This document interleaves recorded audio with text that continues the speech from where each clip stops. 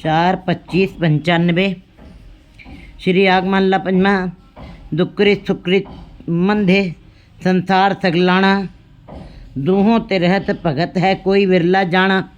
कहते संसार में जीव काम कर रहे हैं, अच्छे मैले शुभ अशुभ विचारों के साथ ही कर रहे हैं। मन में दुर्मत रख करके गुरमत की बात करना, मन में प्रार्थना है, अंदर हृदय में कपट भरा हुआ है, मन में मैल है और कीर्तन हो रहा है। हृदय में कपट है और अंदर बाहर से मित्र, हृदय में कपट है, बाहर से मित्रता की बात कर रहा है। ये तो ऐसे हुआ जैसे कि पानी मथा जा रहा हो, जैसे कि सिर पीटने के बराबर ये कथन किया जा रहा हो। इसी प्रकार बिल्कुल संसार में जीव जो हैं अच्छे बुरे कर्मों के साथ उधेड़ बुन में ही लगे हुए हैं, उनको कोई समझ नहीं आ रही है। जैसे लग रहा कि पानी मथा जा रहा है। पानी मथने का भाव है कि मेहनत बड़ी की जा रही है लेकिन उसका फल कुछ नहीं है, उसके बदले में आपको कोई उपलब्धि नहीं मिल रही है। कोई बिरला भक्त ही है जो इन गोरख धंधों से मुक्त हुआ है।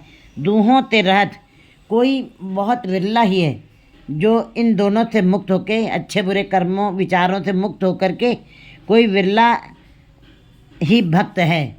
कहते जग ज्ञानी विरला विचारी, जग पंडित विरला बिरला विचारी। कहते हैं बहुत ही संसार में ज्ञानवान लोग बहुत दिखाई दे रहे हैं लेकिन अच्छे आचरण वाले लोग कम दिखाई दे रहे हैं। आचरण नहीं है और ज्ञान बहुत है अंदर, तो ऐसी ज्ञान किसी कोई अर्थ नहीं रखता है। और जग में पंडित बहुत है, उपदेश देने वाले बहुत हैं, लेकिन कहते हैं और उनको उपदेश दे मुख में परिहर रेत, रास वीरानी राखते कर खाया खेत। कहते फिर अगर जो ऐसे तुम दूसरों को उपदेश दोगे तो तुम्हारे अंदर की खेती तो उजड़ जाएगी और दूसरों को तुम वो शब्द का खजाना दे दोगे लेकिन अपना तुम्हारा अंदर खाली ही रह जाएगा। तुम्हारे मुख में रेत ही पड़ेगी अगर जो केवल दूसरों को उपदेश दिए जा रहे हैं और अपने अंदर विचार नहीं है। आचरण वाले, विचार करने वाले अगर जो अंदर भाव नहीं है। दूहों ते रहत भगत है कोई विरला जाना। ये दुख सुख, ये अंदर ऊपर गुरमत के विचार हैं, अंदर दुर्मतियाँ चल रही हैं, हृदय में कपट है, ऊपर से मित्रता है। इन्हें दोनों को ऊपर से उठ कर के विचारों वाला जीव कोई करोड़ों में एक आध ही है जिसको भगत कहा जाता है। ठाकुर सर्वे सर्व समाना, वो ठाकुर व परमात्मा वो सब में समाया हुआ है, वो सब के अंदर ही समाया हुआ। पुहुप मध्य जो बास बस है मुकुर माँ जैसे छाई। बिल्कुल इसी प्रकार वो, क्योंकि जैसे फूलों के पास हम जाते हैं तो उनसे हमें कहना नहीं पड़ता कि हमको खुशबू चाहिए, अपने आप ही खुशबू। हम पहाड़ों के ऊपर जाते हैं, हमें अपने आप ही चंदन जैसी हवाएं, ठंडी हवाएं मिलने लगती हैं, हमको कुछ कहना नहीं पड़ता है। इसी प्रकार भक्त जन जो हैं इन दोनों के ऊपर उठ कर के जो भक्ति करते हैं वो वही भक्त होते, वही विरले भक्त हैं। ठाकुर सर्वे समाना, वो परमात्मा सब जगह समाया हुआ है। क्या कहो सुनो स्वामी तू वड पुरख सुजाना। हे परमात्मा, मैं तुम्हारे लिए क्या कथन कर सकता हूँ, क्या तुम्हारे लिए कहो सुनो, क्या मैं तुम्हारा कुछ सुन सकता हूँ, तुम्हारे बारे में पूरा सुन सकता, क्योंकि मेरी इंद्रियाँ न पूरा कथन कर सकती हैं और मेरी इंद्रियाँ न पूरा सुन सकती हैं। तुम विराट रूप हो, तुम असीमित हो, तुम अव्यंत हो, तुम अनंत हो।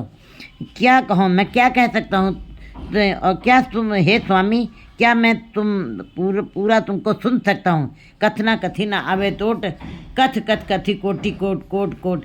करोड़ों करोड़ लोग कह के चलेंगे लेकिन तुम्हारा कथन कोई कर नहीं पाया और ना ही तेरी वाणी को पूर्ण रूप से कोई सुन सकता है।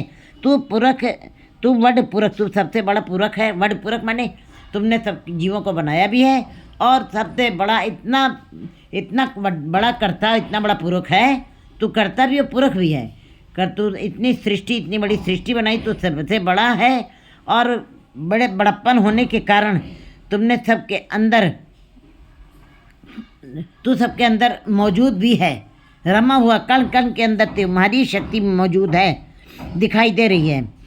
सुजाना तू ही सुजान है और सबसे बड़ा पुरख है जो सबके अंदर समाये हो। ऐसे किसी की शक्ति नहीं है जो सबके अंदर समाई हो, क्योंकि कुम्हार बर्तन बनाता है लेकिन बर्तनों को बर्तन बाजार में बिक रहे हैं लेकिन वो बर्तनों के अंदर समाया नहीं हुआ है। सुनार ने गहने बनाए हैं, सुनार गहनों के अंदर समाया नहीं हुआ, उसकी शक्ति वो स्वयं उसके अंदर नहीं बैठा हुआ है। लोहार ने बहुत सारे शस्त्र बनाए हैं लेकिन वो उनके अंदर मौजूद नहीं है। हे परमात्मा, इसीलिए तू सबसे बड़ पुरख है। तुमने अपनी सृष्टि की रची भी है और उस सृष्टि के अंदर कर्ता होकर के पुरख भी बन गया। पुरख माने रमा हुआ उसी के अंदर रहो। मान अभिमान मध्य तो सेवक नहीं। जिस जीव के अंदर मान और अभिमान के दोनों ही भाव बने हुए हैं, यश कहते हैं दोनों लोहा कंचन सम कर जाने, ये अवस्था बहुत कठिन है। ज़्यादातर जीव जो हैं मान अभिमान के बीच में जीते हैं। दोनों विचार चलते हैं लोगों के अंदर। मान मिल गया तो खुश हो गए, अभिमान मिल गया तो ये जीव पूरा आग बबूला हो जाता है अंदर से। इसका मतलब अगर जो इसी के बीच में कोई सब जी रहे हैं जीव अगर जो, तो इनको सेवक नहीं कहा जाएगा। इनको सेवक नहीं कहा जा सकता है। मान अभिमान मध्य तो सेवक नहीं। जो मान अभिमान के बीच में, लाभ हानि के बीच में, सुख दुख के दोनों को एक समान नहीं समझ रहा है और लाभ हानि जीवन को तो अच्छा समझ रहा है और मृत्यु को नहीं समझ रहा अच्छा, लाभ को अच्छा समझ रहा है, मौत हानि को अच्छा नहीं समझ रहा है। इसी प्रकार मान को अच्छा समझ रहा है, अभिमान को अच्छा नहीं समझ। अगर जो दोनों भावों को अलग अलग वो समझ रहा है तो इनके बीच में अगर जो कोई जीव जी रहा है वो सेवक नहीं कहला सकता है। सेवक तो वही है जो दोनों को एक समान लोहा कंचन सम कर जाने, तीस जग तत्व पहचाना। वही तत्व को पहचान सकते, नहीं तो ऐसे जीव सेवक नहीं कहला सकते हैं। तत्व समदर्शी संतो कोई कोट मंदाई।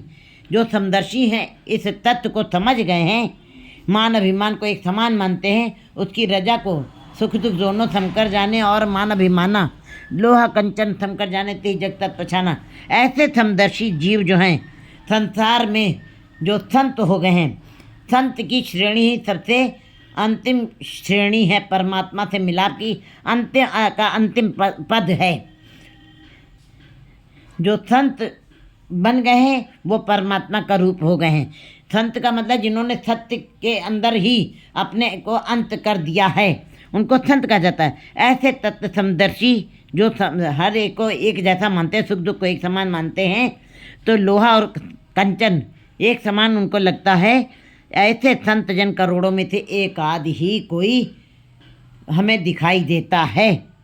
कोई कोट मंदाई, करोड़ों में से एक आध जीव जो है ऐसा समदर्शित संत दिखाई देता है। बाकी सारे जीव जो हैं मान अभिमान के बीच में ही रह जाते हैं। ऐसे फिर जीव सेवक नहीं बन सकते कभी। कहन कहावन एक कीरत करता।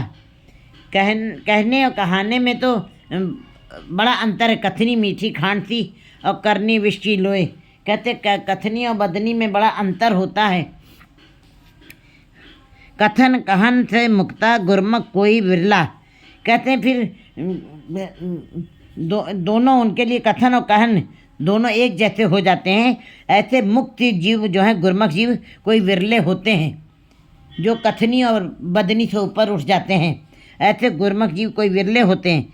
गति अविगत कछु नदर न आया, संतन की ऋण नानक दान पाया। कहते हैं कि वो परमात्मा जो है, परमात्मा की शरण में जो व्यतीत समय करते हैं, मुक्ति या बंधन उनको नहीं लगती है। वो तत्व नहीं रह जाते उनके अंदर। मुक्ति या बंधन कोई दृश्यमान तत्व नहीं है, ना दिखाई देती है, ना मुक्ति बंधन नहीं दिखाई देते हैं।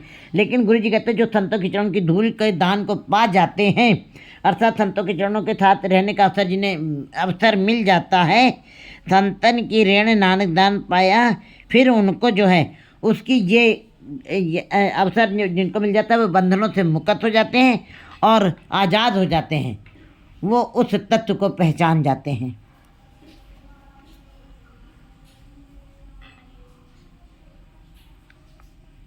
4 26 96।